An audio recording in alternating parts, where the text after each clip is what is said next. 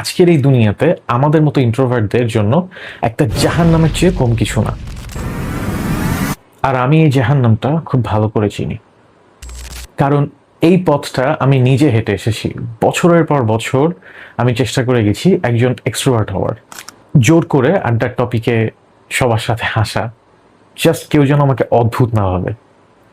আর দিন শেষে বাসায় ফিরে পুরো ড্রেইনড আউট, মনে হয়তো এনার্জি বলতে শরীরে আর কিচ্ছু বাকি নাই।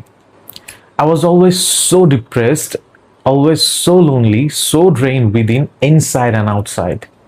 কিন্তু যদি আমি বলি এই জাহান্নাম থেকে বের হওয়ার একটা প্রুভেন রাস্তা আছে, এমন একটা রাস্তা যেখানে আপনাকে অন্য কেউ হওয়ার অ্যাক্টিং করতে হবে না। এই ভিডিওটা কোনো জ্ঞান দেওয়ার জন্য না, this is an introvert survival guide. আমি আমার লাইফের গত 10 বছরের স্ট্রাগল থেকে যা যা শিখেছি সেই প্র্যাকটিক্যাল টেকনিকগুলো দেখাবো, যা আপনাকে এই লাউড পৃথিবীতে শুধু সার্ভাইভ করতে না, সাকসেসফুল হতে হেল্প করবে। তো আপনারা হয়তো ভাবছেন এই লোকটা কেমনে চেঞ্জ হইলো। দেখেন, আমার লাইফের সবচেয়ে বড় ভুলটা ছিল এটাই, আমি ভাবতাম সাকসেসফুল হতে হলে আমাকে একজন এক্সট্রোভার্ট হতে হবে, অনেক মানুষের সেন্টার অফ অ্যাট্রাকশন হতে হবে।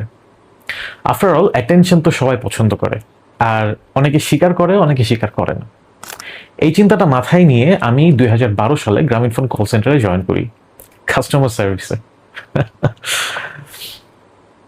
আমি আপনাদেরকে গ্যারান্টি দিয়ে বলতে পারি, ওই চাকরিটাই আমি যত মানুষের সাথে কথা বলছি, জীবনে আমি তত মানুষের সাথে আর কথা বলি নাই। প্রতিদিন শত শত মানুষের সাথে কথা বলা, তাদের প্রবলেম শোনা, তাদের সলিউশন দেয়া, প্রথম দিকে এটা আমার জন্য একটা টর্চারের মতো ছিল। আমি ইন্ট্রোভার্ট, কথা কম বলি, মানুষের সাথে মিশতে অস্বস্তি বোধ হয়, আর আমার কাজটাই হলো সারাদিন মানুষের সাথে কথা বলা। কিন্তু জানেন, এই চাকরিটা আমাকে জোর করে একটা জিনিস শিখাইছে।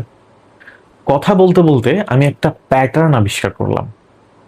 আমি বুঝতে পারলাম মানুষ আসলে আপনার কথা শোনে না, আপনি তাদের সমস্যার সমাধান যদি না দিতে পারেন।